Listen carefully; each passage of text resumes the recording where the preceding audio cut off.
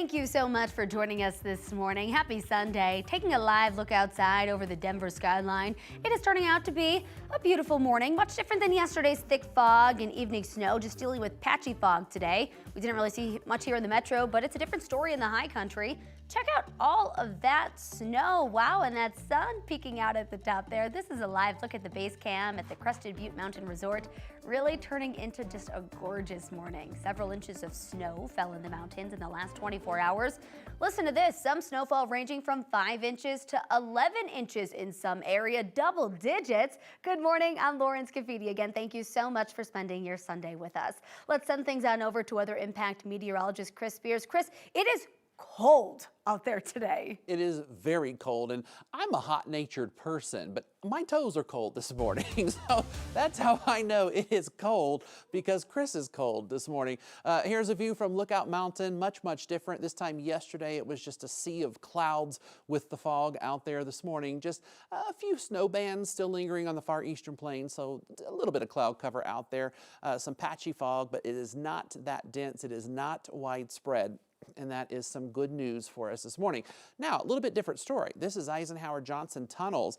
We have snow in the high country right now. Our northern and central mountains along and west of the Continental Divide. You have a winter weather advisory through 3 o'clock. Another 1 to 4 inches on average on top of what fell overnight with some slick roads. So if you're going to the high country, your drive is pretty good until you get to about Georgetown, and then that climb up to the tunnels, and through the tunnels, you're going to run into the snow. 13 degrees at the airport with a little bit of light snow falling. Most of our eastern plains, single digits and teens. This northeastern corner, you will struggle to get out of those singles and teens today. It's going to be a cold one statewide with many places staying below freezing. That storm is moving away. Kansas all the way to the east coast. Heavy snow falling along the I-70 corridor.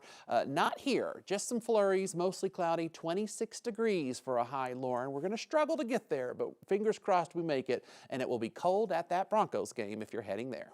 Yeah, layers. That's the name of the game today. Thank you so much, Chris. We're keeping a close eye on conditions for you over at DIA as well. It's been a few days of several delays and cancellations because of this weather. Taking a live look at FlightAware.com, right now there are 56 delays, 53 cancellations. As usual, just check your flight status ahead of time. Plan to get there early if you are going to the airport this morning. Remember, you can take the forecast with you using our 9 News app. It is free to download. You can also find traffic updates and live radar throughout the weekend. This morning, a memorial is growing in New Orleans after 14 people were killed in a terror attack on Bourbon Street. It happened this past Wednesday. Louisiana's governor declared a mourning period will start tomorrow. Family members were seen walking arm in arm to the memorial in the French Quarter. President Joe Biden is scheduled to visit New Orleans tomorrow to go to the vigil to honor those killed and injured in the attack. Each of the victims in that attack will have their own individual day of remembrance. All of this comes as concerns grow about security in the French Quarter. There are new questions on why the state's famous street wasn't more secure on Wednesday morning. NBC News obtained pieces from a 2019 report that warned Bourbon Street's barrier system did not appear to work, and it's rarely used. Despite the report being more than 5 years old, Bourbon Street's barrier repairs were still unfinished this week. Now, New Orleans police being asked why more barriers weren't in place on New Year's. It's troubling that with the Super Bowl being awarded to the city, that this was not prioritized immediately to get done. We're getting to the bottom of what happened, because right now there was a problem. The manufacturer of the barriers told NBC News New Orleans bought the protective equipment back in 2017. They're 700 pounds, made of steel, and designed to stop a car ramming attack. Questions are now rising about the rental car app Turo after both the New Orleans attacker and the Las Vegas explosion suspect used that platform to rent cars in both of those attacks. The app's CEO spoke with CNBC about Turo's strong safety record and that both drivers had clean records that would have allowed them to rent from any service. They could have boarded any flight. They could have rented any other car in any traditional car rental chain. They could have checked into any hotel.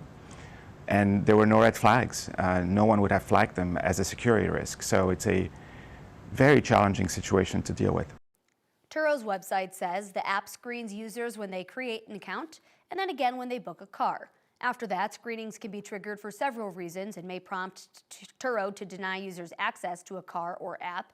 However, Turo says it can't reveal information about its screening process other than that it involves a driver's license. This weekend, the life and legacy of former President Jimmy Carter was honored with a funeral in Georgia. This is a live picture as the former president lies in repose in Atlanta. His 6-day ceremony began Saturday with a motorcade to his boyhood farm in Plains. The National Park Service Honor Guard rang the famous farm bell 39 times, a nod to him being the 39th president. After that ceremony, the motorcade then brought his body to the Carter Center in Atlanta. He and his late wife founded that in 1982. In a short service there, Carter's son honored both of them. And he was held up and propped up and soothed by an amazing woman. And the two of them together changed the world. And it was an amazing thing to watch from so close and to be able to be involved in. And I thank you for your service. So emotional. Carter will lie in repose in Atlanta until January 7th. He'll then be flown to Washington, D.C., where he'll lie in state at the Capitol Rotunda before his funeral service at the Washington National Cathedral on Thursday.